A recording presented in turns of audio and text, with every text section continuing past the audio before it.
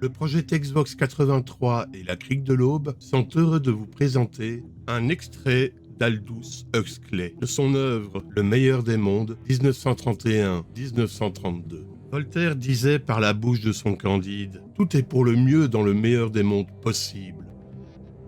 Cet ouvrage a été publié en langue anglaise sous le titre Brave New World avec l'épigraphe suivante en français. Les utopies apparaissent comme bien plus réalisables qu'on ne le croyait autrefois. Et nous nous trouvons actuellement devant une question bien autrement angoissante. Comment éviter leur réalisation définitive? Les utopies sont réalisables. La vie marche vers les utopies. Et peut-être un siècle nouveau commence-t-il.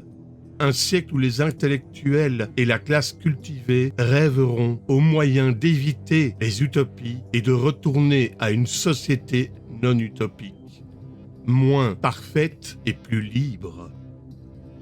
Nicolas Berdyaev. L'ascenseur était bondé d'hommes venant des vestiaires des Alphas, et l'entrée de Lénina fut accueillie par nombre de signes de tête et de sourires amicaux. C'était une jeune fille que tout le monde appréciait et, soit à un moment, soit à un autre, elle avait passé une nuit à peu près avec tous. C'étaient de gentils garçons, songeait-elle, tandis qu'elle leur rendait leur salut. Garçons charmants. Pourtant, elle eût bien préféré que les oreilles de George Hetzel ne fussent pas tout à fait aussi grandes. Peut-être lui avait-on donné rien qu'une goutte de parathyroïde en excès au mètre 328 et, regardant Benito Hoover, elle ne put s'empêcher de se souvenir qu'il était véritablement trop velu quand il ôtait ses vêtements. Se retournant, les yeux un peu attristés par le souvenir du poil noir et bouclé de Benito, elle aperçut dans un coin le petit corps grêle, le visage mélancolique de Bernard Marc. « Bernard », elle alla à lui, « je vous cherchais. » Sa voix claire domina le bourdonnement de l'ascenseur en mouvement. Les autres se retournèrent avec curiosité.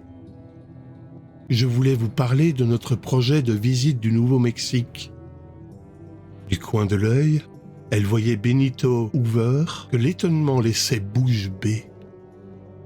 Cela l'agaça. Il est étonné que je n'aille pas mendier auprès de lui le droit de l'accompagner de nouveau, dit-elle intérieurement.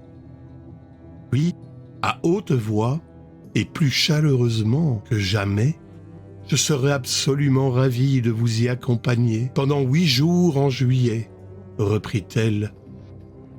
De toute façon, elle manifestait publiquement son infidélité envers Henri. Il y avait de quoi satisfaire Fanny, bien qu'il s'agît de Bernard. Du moins, et Lénina lui fit son sourire le plus délicieusement significatif. « Si vous voulez encore de moi. » Une rougeur empourpra le pâle visage de Bernard. « Pourquoi diable ?» se demanda-t-elle.